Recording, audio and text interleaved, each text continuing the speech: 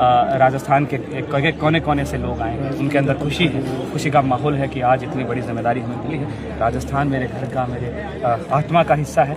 मैं वहाँ जो है हमेशा वहाँ की छात्र छात्राओं की समस्याएं जो है उठाता रहूँगा।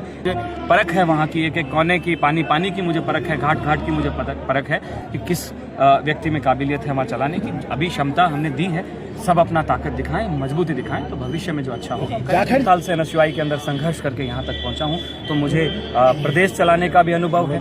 कि हम संविधान को बचाने के लिए पूरे देश में लड़ाई लड़ेंगे। जिस तरीके से आज शैक्षणिक संस्थानों को खत्म करने का प्रयास किया जा रहा है, एक विशेष विचारधारा को जो है थोपने का काम किया जा रहा है, एडमिनिस्ट्रेशन इस तरीके से आज जो है छात्र छात्राओं पर हावी हो गया है कि आप देख सकते हैं कि वहाँ जो है वो कितने तानाशाही मचाए हुए हैं। एनएसयूआई पूरे देश में जाएगा, छात्र छात्राओं की लड़ाई लड़ेगा, अपने इंस्टीट्यूशंस को बचाने की लड़ाई लड़ेगा। आज हमारे बीच में हमारे बड़े लीडर्स आए, उन सब ने आशीर्वाद दिया और यही कहा कि ये जिम्मेदारी कांटों भरा ताज है, इस पर चलिए, ताकत से लड़िए और नफरती जो संगठन है उनके खिलाफ खड़े होइए। शिक्षा को बचाने की हमारी प्राथमिक लड़ाई है, नौजवानों के, छात्र छात्राओं के हितों की जो है लड़ाई हमारी प्राथमिक लड़ाई है। राहुल गांधी ने जब भारत जोड़ो यात्रा निकाली थी तो उस समय दौरान कहा था कि एनआईसी के अंदर जब राष्ट्रीय अध्यक्ष बनेगा तो एक आम कार्यकर्ता बनेगा, उसमें मोहर लग चुकी है। बिल्कुल, मेरे जैसे सड़क पे संघर्ष करने वाले एक नौजवान को जो है आज दिल्ली की एनएसयूआई की एक बड़ी कुर्सी पर बड़ी जिम्मेदारी जो है उन्होंने दी है। तो मैं राहुल जी खड़गे जी और केसी वेणुगोपाल जी, कन्हैया जी, अंशुल जी, ये तमाम हमारी आला कमान है, इनका मैं धन्यवाद देता हूँ कि आपने मुझे जो है इस काबिल समझा और ये मुझे बड़ी जिम्मेदारी दी। कांटों भरा ताज पहले भी था, अब ज्यादा बड़ा कांटों भरा ताज है, कैसे करेंगे? पहले मुझे राजस्थान की जिम्मेदारी दी गई थी तो मैंने पूरी ईमानदारी से उस काम को किया, चाहे वो आरएसएस के खिलाफ हमारे इंस्टीट्यूशन में लड़ना हो या फिर ड्रग के खिलाफ हमारी लड़ाई हो, छात्र संघ चुनाव बहाली को लेकर हमारी लड़ाई हो। हर मुद्दे को हमने जो है मजबूती से उठाया। अरावली को लेकर भी एनएसयूआई जो है आंदोलित रही सड़कों पे और उसी का नतीजा था कि राहुल जी ने हमारे काम को, हमारे संघर्ष को पहचाना और मुझे बड़ी जिम्मेदारी दी। पहले तो आप राजस्थान तक ही सीमित थे और सरकार को दबाते रहे हैं, लेकिन अब आपको एक बड़ी सरकार है, 2 लोगों की सरकार है। यहाँ से 400 मीटर दूर भारत की सबसे बड़ी जो कहें कि पंचायत है, संसद है, उस संसद के बगल में हमारा ऑफिस होना, यही हमें सिखाता है कि आपको जो है बड़ी जिम्मेदारी है। और उस संसद में बनने वाले जो किसानों के विरोधी कानून हैं, महिलाओं के विरोधी कानून हैं, नौजवानों के विरोधी कानून हैं, उस पर जो है सड़कों को गर्म करने का काम, ये जिम्मेदारी मेरी है। विनोद जी, क्या राजस्थान की अभी भी आवाज़ आप उठाते रहेंगे? क्यों नहीं उठाऊंगा? राजस्थान मेरा घर है, मेरा परिवार है। आज देखिए ना, तमाम राजस्थान के कोने कोने से लोग आए हैं, उनके अंदर खुशी है, खुशी का माहौल है कि आज इतनी बड़ी जिम्मेदारी हमें मिली है। राजस्थान मेरे घर का, मेरे आत्मा का हिस्सा है। मैं वहाँ जो है हमेशा वहाँ की छात्र छात्राओं की समस्याएं जो है उठाता रहूँगा, लेकिन जिम्मेदारी मेरे पास आज केवल राजस्थान की नहीं है, पूरे देश की। अटक कटक, कश्मीर, कन्याकुमारी, पूरे देश में छात्र छात्राओं के ऊपर, हमारे कैंपस के ऊपर जब भी हमला होगा, हम मुखरता से आवाज़ उठाएंगे। संयोग देखिए कि प्रधानमंत्री नरेंद्र मोदी अजमेर में है, राजस्थान में, और आज आप दिल्ली में है शपथ। तो संजोग यही है कि हमारा तो आमना सामना पहले भी होता रहा है, अब सीधा मोदी जी से हो गया तो पूरी लड़ाई जो है मोदी जी से लड़ेगी। सवाल है, आप छात्र राजनीति से निकले, यूनिवर्सिटी की राजनीति से, यही समिट बड़ा इशू है इस समय। गलगोटिया यूनिवर्सिटी का जो मुद्दा है उन्होंने अपना मॉडल बताया, बाद में चीनी मीडिया ने खंडन किया कि ये तो हमारा, फिर भी अश्विनी कुमार ने अपना ट्वीट किया, डिलीट कर दिया। मैं हमारे आईवाईसी के कार्यकर्ताओं, राष्ट्रीय अध्यक्ष उदय भानु जी के ऊपर गर्व करता हूँ कि आपने जो इनका काला चरित्र था वो उजागर करने का काम किया। आज इन्होंने, आप देखिए ना किस तरीके से जो है ये लोग पूरे देश के अंदर, गलगोटिया यूनिवर्सिटी का नाम चला, वो कहते हैं कि हमने ये जो है रोबोट बनाया वो मैन्युफैक्चर हमारा है, और चाइना कहता है कि नहीं, ये मैन्युफैक्चर जो है हमने करके दिया है, हमने बेचा है। और बड़े हमारे आईवाईसी के जो कार्यकर्ता जो समिट के अंदर पहुंचे थे, उनका सबसे बड़ा अगर विरोध था तो वो ट्रेड डील के खिलाफ था। एप्स्टीन फाइल्स में हमारे देश के प्रधानमंत्री और उनके साथियों का नाम आना, उसका विरोध था। मोदी जी ने आनंद फानन के अंदर ये एआई समिट जो कराया, ये केवल और केवल जो है उस मुद्दे से ध्यान भटकाने के लिए कराया गया।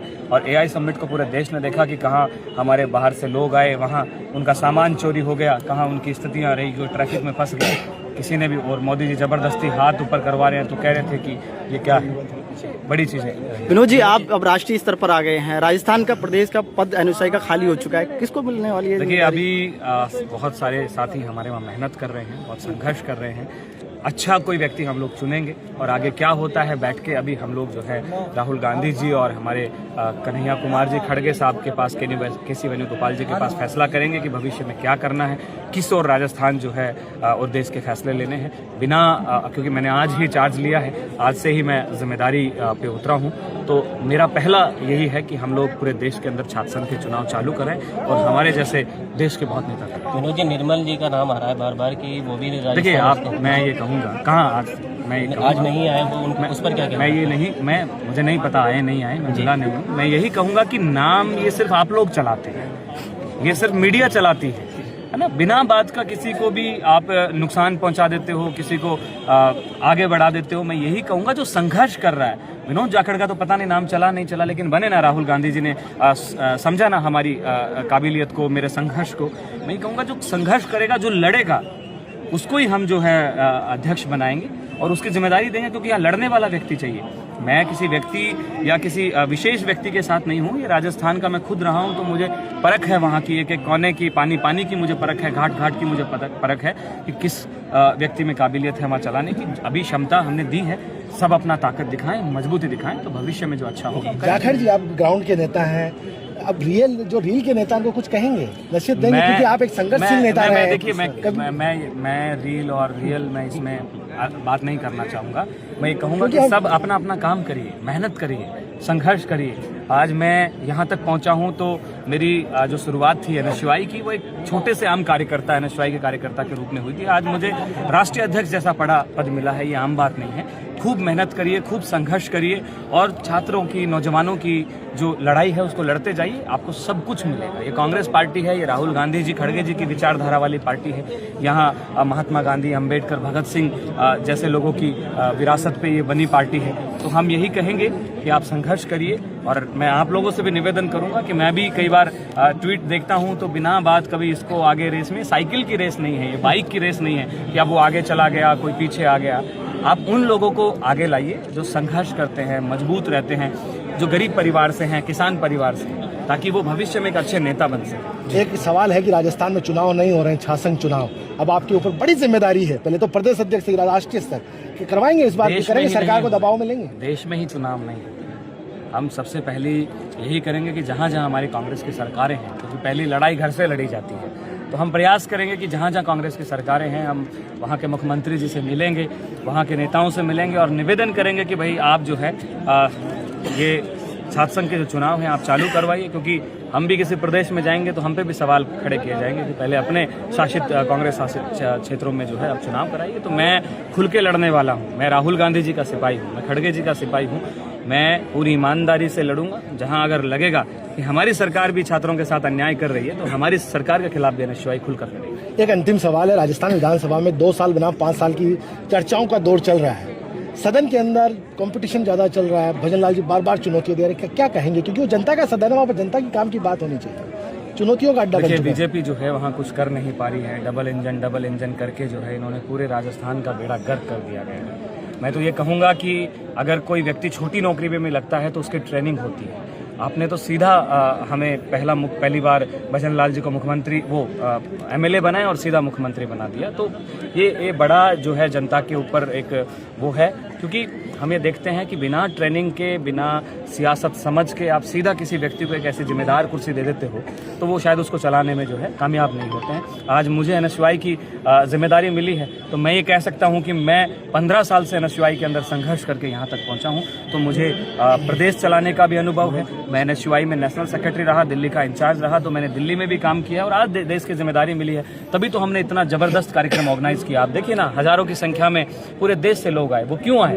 वो इसी कारण आए कि लोग ये चाहते हैं कि हम नए अध्यक्ष के साथ उसकी काबिलियत, उसके संघर्ष को देख के हम जुड़े और काम करें। आप किसान पुत्र हैं, अमेरिका ट्रेड डील हुई है, अभी किसानों को काफी नुकसान है, किस मजबूरी में ट्रेड डील हुई, मैं ये जानना चाहता हूँ। एप्स्टीन फाइल्स के दबाव में ये जो है ट्रेड डील हुई है, क्योंकि ये बड़ा प्रश्न चिन्ह है। सवाल ये है कि मोदी जी ने ऐसा क्या काम किया है कि वो ट्रंप के सामने घुटने टेक चुके हैं, वो आनन फानन में फैसले लिए जा रहे हैं कि आज जिस तरीके से मोदी जी सरेंडर हुए हैं, ये बड़ा सोचने और विचारने का इस देश के सामने बड़ा सवाल है कि आप किसानों को, छोटे मजदूरों को, व्यापारियों को जो है ऐसे झोंक दिए हैं।